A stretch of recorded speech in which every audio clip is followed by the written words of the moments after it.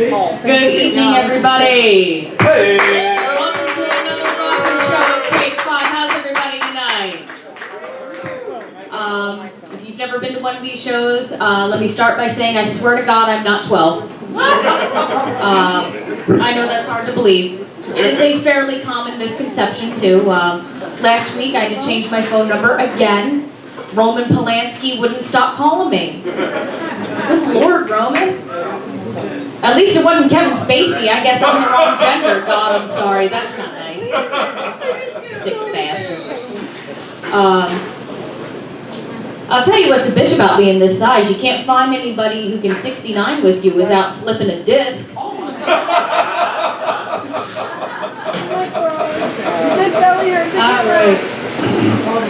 Does anybody have any pet peeves? I have a pet peeve. No, I'm just kidding. Take your time, take your time. That's okay, take your time, take your time. I'll tell you, I have a pet peeve. My pet peeve is people who use other people. I don't like users, okay? Because damn it, if I'm going to be used, it is going to be in the context of a stable, loving relationship with trust and a safe word. A little more volume, okay. Como? Yeah. How about that? Is that, oh, too much, too much. How's that? We good now? All right, sweet. Ladies and gentlemen, Timmy Live, the man, the myth, the legend. The A-man. I'll tell you, something I don't understand. I mean, I'm up here doing this, so there are a great many things I don't understand. I don't understand where people got the idea that women are the weaker sex. Girls, am I right? Where does that idea come from? Because anybody who can bleed for 5 to 7 days and not die is a freaking badass. Okay? Don't even get me started on cramps. Gentlemen, imagine getting punched in the nuts repeatedly for 5 to 7 days, once a month, every month of your life from the time you're like 11 until the time you're 50, okay? Then come back and tell me I'm weak, okay? Good point. All right, ladies, has anyone ever had to deal with a creep? You know, a real creepy guy? Yeah. Clap your hands if you've had to deal with a creep. Okay, that's just freaking sad. Really? Really? And you know what? I get it. I get it. Okay? Rosie Palms and her 5 sisters isn't doing it for you anymore. You're tired of looking at the same 4 walls of your parents' basement. Let me help you out. Guys, if you're talking to a woman and she's giving you one-word answers and not really holding up her end of the conversation, she ain't interested. Move on. If you go in for, you know, a hug and she doesn't really return it, don't. Just don't. If you go in for the kiss and she slaps you, your nuts are in danger. Abort! Abort! And if she goes to leave and you follow her out to her car, good God, what is wrong with you? See a therapist. You have a problem. That's not how you get a girlfriend, guys. That's how you get maced. Jesus. Do we have any couples tonight? You guys married? Yes. How long? 29 years. God bless you. Give them a hand. It's fantastic. God bless you. Gentlemen, I'm gonna let you in on a little feminine secret, okay? If your woman ever turns around to you and says, "Excuse me," not "excuse me," or "honey, I didn't hear you." No, "excuse me." Excuse me. One syllable. If she turns around to you and says, "Excuse me," do not, under any circumstances, repeat what you just said. We heard you, guys. We heard you. When we say "excuse me" like that, what we really mean is, please tell me you are not stupid enough to say that to me out loud. We're offering you an out. Take the out. And there is one and only one correct answer to that.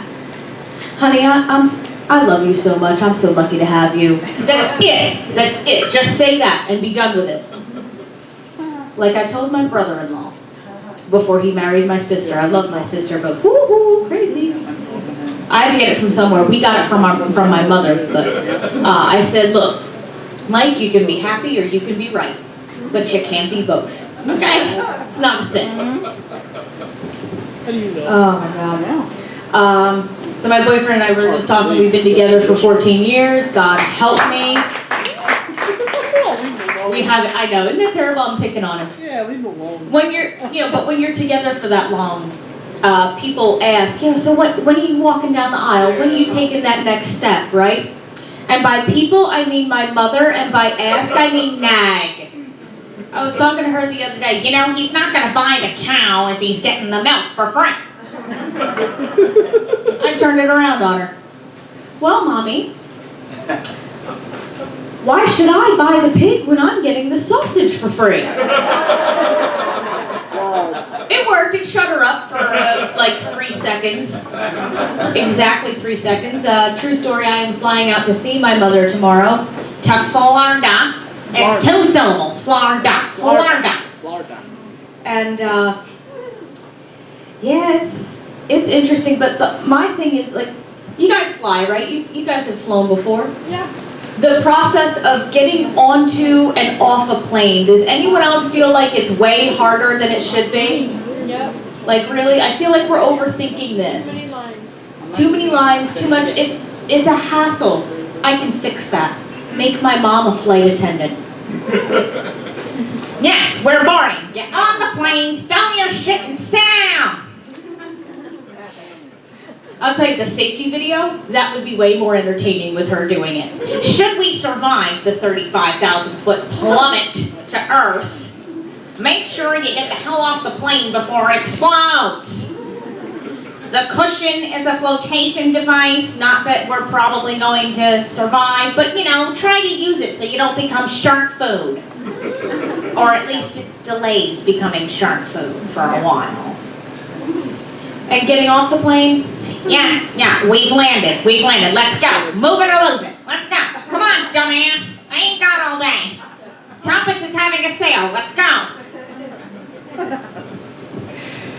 Oh man. Thank God we're not driving. Could you picture my mom as a GPS? Calculating route. Turn left. No, turn left. Left! Oh, you dumbass. Recalculating route.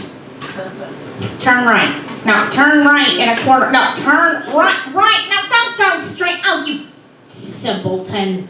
Recalculating route again. No. Oh, great. Now we're stuck in traffic. See? You're stuck in traffic because you didn't listen to me. I would throw that thing out the window. Honestly. It's bad enough we can catch the live show.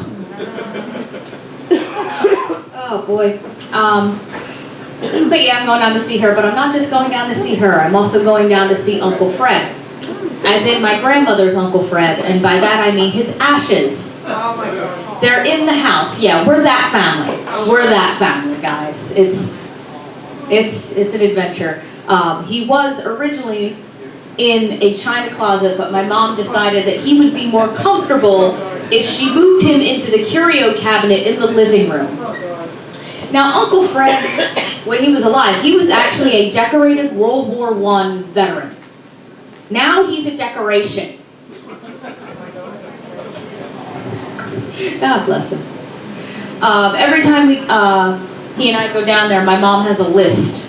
She has a to-do list. It was a tradition started by my grandmother, because she would make a list for my mom, and my mom is now proudly continuing it.